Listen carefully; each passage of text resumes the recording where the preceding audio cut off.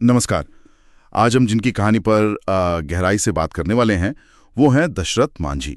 सुना होगा नाम, माउंटेन मैन। हाँ बिल्कुल, माउंटेन मैन। हमारे पास उनके जीवन, उनके उस जुनून और उनकी विरासत पर कुछ लेख हैं, कुछ नोट्स हैं जी। और हमारा मकसद यही है कि इन स्रोतों से जो बातें निकल कर आ रही हैं उनके उस जबरदस्त संकल्प और समाज पर जो असर पड़ा उसको थोड़ा समझें। सही बात है। मतलब सोचिए जरा, एक अकेला आदमी हथौड़े और छेनी से 22 साल तक पहाड़ काटता रहा। अविश्वसनीय लगता है ना। और जैसा कि इन दस्तावेजों में बार बार आता है, इसकी शुरुआत एक बहुत ही दुखद, एक निजी त्रासदी से हुई थी। हाँ, उनकी पत्नी जी, 1959 में उनकी पत्नी फागुनी देवी वो घायल हो गई थी और नजदीकी अस्पताल जो था वो कोई 70 किलोमीटर दूर था। 70 किलोमीटर? हाँ, और वहां समय पर नहीं पहुंच पाए तो उनकी मृत्यु हो गई।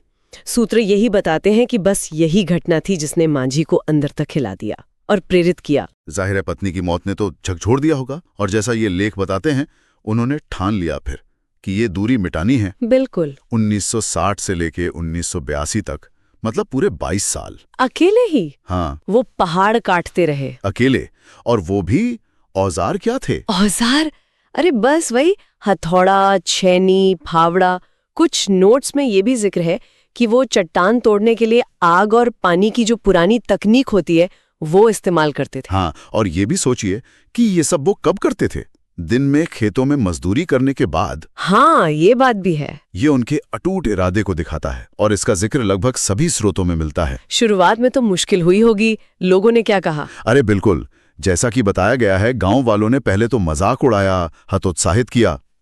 एक लेख में तो ये भी है कि पुलिस ने भी उन्हें रोकने की कोशिश की थी। अच्छा। हाँ, लेकिन वो कहाँ मानने वाले थे, वो डिगे नहीं बिल्कुल। और फिर नतीजा वो तो हम जानते हैं, लेकिन इन स्रोतों के हिसाब से क्या आंकड़े हैं? नतीजा तो अविश्वसनीय था।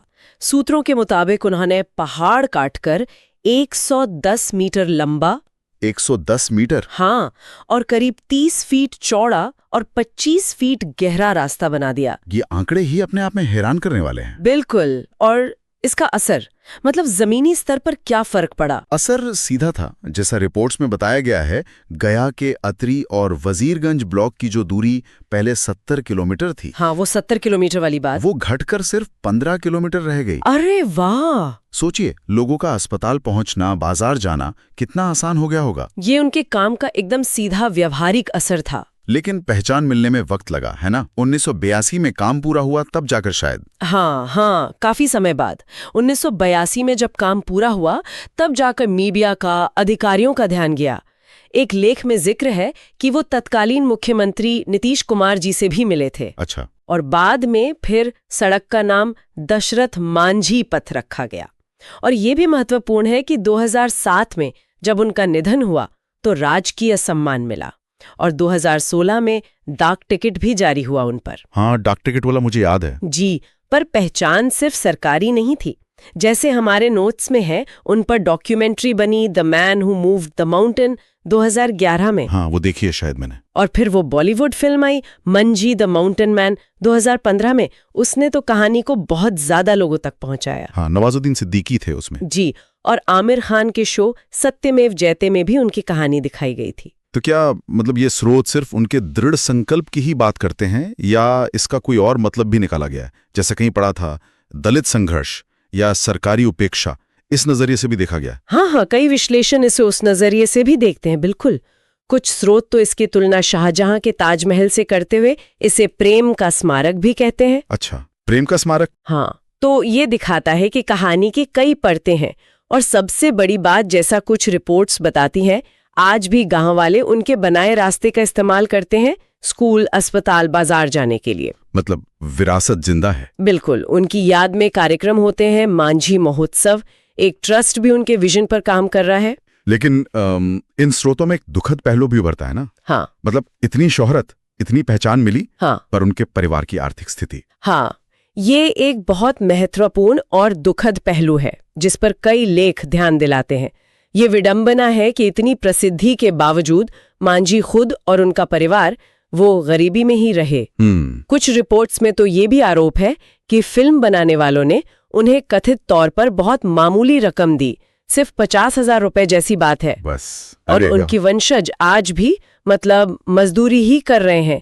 ये बात काफी चर्चा में रही है।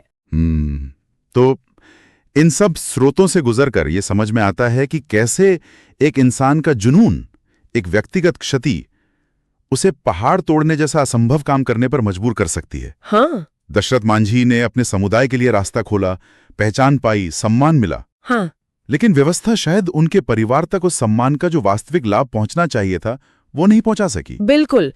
ये कहानी मानवीय जज्बे का, उस हिम्मत का प्रतीक तो है ही, पर साथ ही जैसा कि स्रोतों में दिखता है, ये ग्रामीण भारत की चुनौतियों को भी उजागर करती है। जातिगत बाधाएं हैं, विकास की कमी है। सही कहा। और सबसे अहम बात, वो रास्ता, वो आज भी एक जीवित विरासत है। लोग उसे इस्तेमाल कर रहे हैं। ये बात हमें सोचने पर मजबूर करती है कि क्या किसी एक व्यक्ति का इतना असाधारण काम पूरी व्यवस्था की जो कमियां हैं उनको पाट सकता है? और सच्ची श्रद्धांजलि क्या है? क्या सिर्फ सम्मान देना, नाम रखना, या उस व्यक्ति और उसके पीछे छूटे परिवार की जिंदगी को सच में बेहतर बनाना भी? हाँ, ये सवाल तो उठता ही